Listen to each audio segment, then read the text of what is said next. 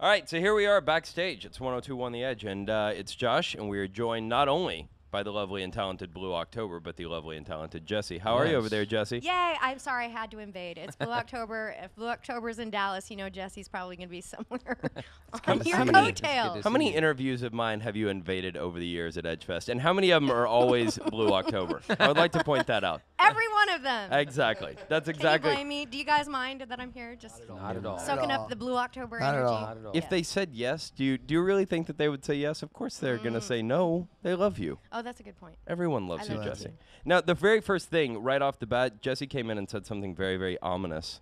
You're here on what? Yes, Josh has questions for you, but I wanted to come here on But behalf. they're not as good as this. Great. That's the point here. Bring it.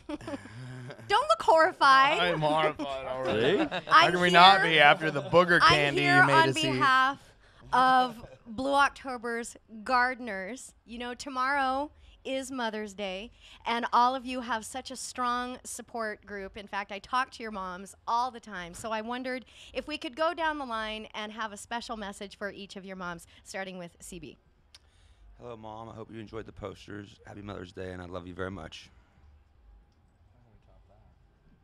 Hey, Mom, this is Matt. Sorry you're up in Michigan. Happy Mother's Day from Texas. Hey, Mom, this is Jer. Happy Mother's Day. Can't wait to see you tomorrow in Houston. Hey, Mom, this is Jess. You're my best friend. Always have been. Love you. You're the best mom in the world. I would like to say Happy Mother's Day to my mother, but I also like to say Happy Mother's Day to my sister, who is a brand new mother just this week. So Happy Mother's Day. Congratulations, Uncle Ryan. So that's it. I'm sorry. So The that's all moms you have- had? well, That wasn't near as bad as I thought it was going to Was be. that a It sounded gardener? very Was that- nefarious. because they I'm sitting have here helped you grow as artists. there it is. That's Oh, You had to kind of explain that gotta one give to us us. that We're one. not the smartest Put my group pop in here. this I'm very sorry. you guys were a little seed a couple of years ago, and Seeds involve it, too. That's what we're sitting here thinking. No seeds. No you know I'm not going to take any heat off of theater people, and you're not getting my mental thing going on here. Your mojo. Yes. So it's green. It's just I know that parents have played a major role in helping you guys get to where you are, and now it's not just Blue Who. It's oh my God, it's Blue October. One of the things that I wanted to talk to you about was Steve Lillywhite. I am a huge U2 fan. I'm a huge Morrissey fan. Justin, you and I actually talked one time about the Smiths. Do you remember that? We were talking God. at a barbecue at a friend of Oh, ours' yeah. house. Oh, We were yeah. talking about the Smiths. What was it like working with Lillywhite? That dude's a legend. It was legendary.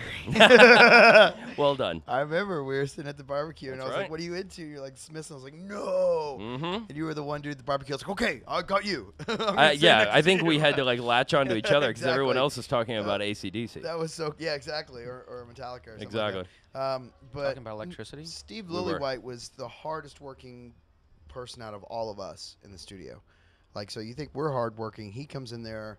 He's ready to go. He has what he's gonna do. He's a hard worker. It's not just these kind of producers that come in and lay on the couch and go, "Let me listen." Right. Not that there sounds yet. I'll great. be back. See you tomorrow. He's like, no, boom, boom. He's hands on. He was just a genius at pushing me to write better. It's the first guy that ever told me when I walked straight into the studio. First guy that ever told you're kind of fat for a lead singer, and I was like, So I had to start losing weight, and that song's kind of boring. Go rewrite it. Yeah. Wow. Okay, but I did, and it came out better. And I thank him every time I see him and talk to him for it, because it's the first person actually like said, "Hey, you're better than where you are right now. Come on, Right. bring it up." So, Well, I'm yeah. sure for somebody like that too. I mean, you talk about his reputation is on the line just as much as Oh yours. yeah, where I listen to him. Yes, Jesus. Yeah, exactly. sure. Well, Yes, one of the God. things that I always try to do whenever I talk to bands is ask questions. I'm sure Jesse's the exact same way, that are a tad bit different other than, how's the tour and everything. So one of the questions that I want to know is, what was everyone's very first car? Yeah. Go ahead, Jared. 1983 Suburban. As well it should be, really. I Matt? had an 86 Subaru wagon because in Michigan you can't get anywhere without a snowmobile or a Subaru.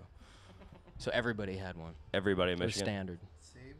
You get that when you move to Michigan? Yeah, they just hand give you one. of those. Here's your Subaru. With a Here's lot your of rust on the bottom of it. I had a Toyota MR2 Turbo, which I still thank the man above that I survived that car. No one should have a car like that when they're 16. It was way too fast. Oh, baby. You want me me tell him? I had a Tell him. I had a It's okay, right? I had a 1967 Ford Mustang, Yeah, and she died. Oh. she died. It was a sad day.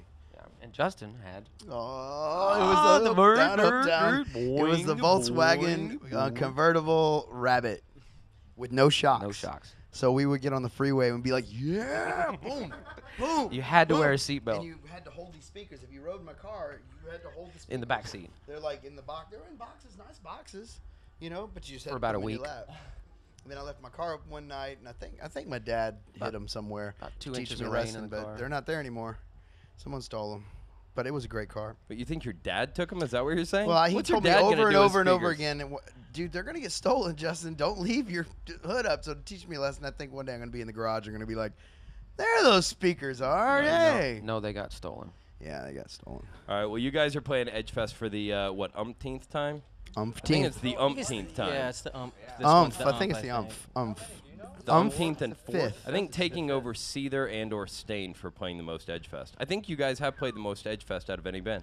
Well, we Wow. are A honored. round of applause, get a ladies pin? and gentlemen, We are for honored. Blue October. Do we get a You 5-time guys- club pin like Steve That's Martin? right. on We Saturday do Night like Live? Saturday Night Live. Yeah. Steve Martin. Well done. Well, thank you guys for coming Thank in. you for so having much for us. taking the Thank you time, so man. much.